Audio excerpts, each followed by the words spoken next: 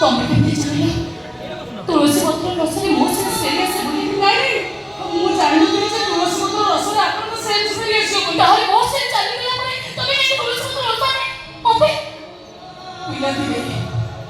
ପିଲାଦିନେ ମୋ ସାନ ଭଉଣୀର ଏମିତି ସେନ୍ସ ଚାଲିଯାଏ। ଆଉ ମୁଁ ଏଇ କରେ। କିଏ ତମ ସାନ ଭଉଣୀ? ହଁ, କଣଟା କଲ? ହେଇ, କିଏ ତମେ? ସତ କୁହ, କିଏ ତମେ? ତମ ନାଁ କଣ? କୁହ, ତମ ନାଁ କଣ? ତମ ନାଁ କଣ କୁହ? ମୋ ନାଁ ଦୀପାଳି। ଦୀପାଳି? ହଁ, ମୋ ନାଁ ଦୀପାଳି। ହେଲେ କୋଉଠି ବା ତମେ? ସତ କୁହ, କୋଉଠି ବା ତମେ? ତମ ପରିଚୟ କଣ? ମୋ ପରିଚୟ ଭୁଲିଛି।